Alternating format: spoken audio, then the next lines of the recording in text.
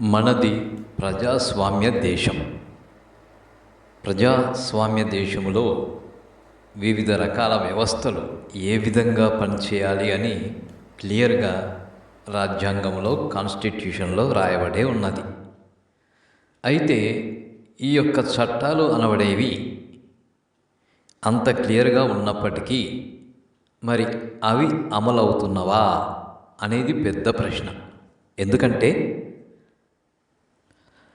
చట్టాలు అనేటివి ఉంటాయి, కానీ వాటిని అమలు చేయాల్సింది మనమే, అంటే కన్సర్న్ అధికారులు. అయితే మన దగ్గర ప్రభుత్వ పెద్దల ఆదేశానుసారం చట్టం అనేది నడుస్తూ ఉంటుంది. మనం చూశాం కదా, గుజరాత్ అల్లర్ల సమయంలో ఏ విధంగా అధికారులు చూస్తుండిపోయారో. అధికారులు మీరు అలాగే చూస్తూ ఉండండి అని పైనుంచి హుకుం ఏం చేస్తారు.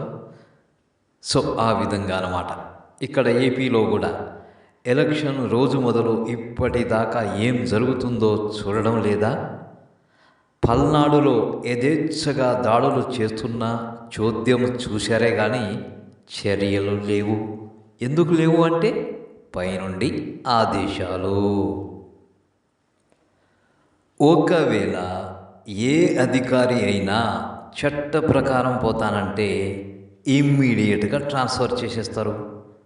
తాము చెప్పినట్లు వినే మరో రోబో లాంటి అధికారికి పోస్టింగ్ ఇస్తారు. ఇక్కడ చూడండి, ఒక యువకుడు తీవ్ర గాయాలతో పోలీస్ స్టేషన్కి వెళ్ళినప్పటికీ కూడా కేసు ఫైలు చేయలేదు. అప్పుడు బాధితుడు నేరుగా మెజిస్ట్రేట్ దగ్గరకు వెళ్ళాల్సి వచ్చింది.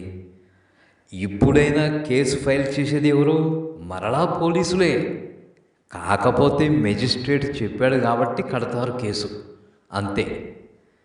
దీనిని బట్టి ఏమి అర్థమవుతుంది? చట్టాలు అనేవి ఉన్నాయి, అవి మన మేలు కోసమే, మన క్షేమం కోసమే.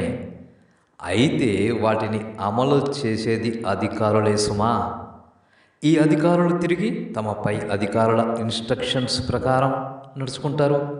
ఆ పై అధికారులు వారిపై అధికారుల ఇన్స్ట్రక్షన్స్ ప్రకారం, ప్రభుత్వ పెద్దల ఇన్స్ట్రక్షన్స్ ప్రకారం నడుచుకుంటూ ఉంటారు. కాబట్టి ఏతావాత తేలేదేమంటే పాలకుడిని బట్టి ప్రజా సంక్షేమ పాలన లేక ప్రజా కంటక పాలన అనేది ఉంటుంది.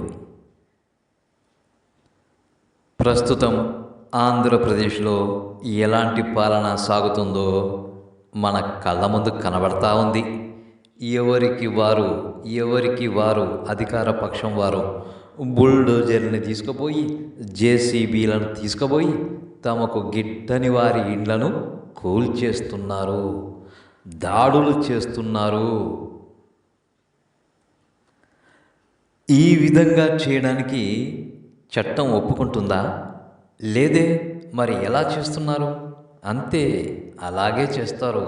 పాలకుడిని బట్టే అధికారులైనా మరొకరైనా పని చేస్తూ ఉంటారు. లేదు బాబు మీరు గమ్మున చూస్తూ ఉండండి అంటే చూస్తూ ఉంటారు.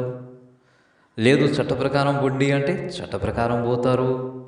వారు చెప్పినట్టే వీరు వింటారు. కానీ అక్కడ చట్టంలో ఇలా ఉంది, ఇలా పని చేయాలి అని ఎవరైనా అనుకుంటే గనుక, పాలకుల అభిష్టానికి విరుద్ధంగా అనుకుంటే గనుక ఇమీడియట్గా ట్రాన్స్ఫర్ చేసేస్తారు.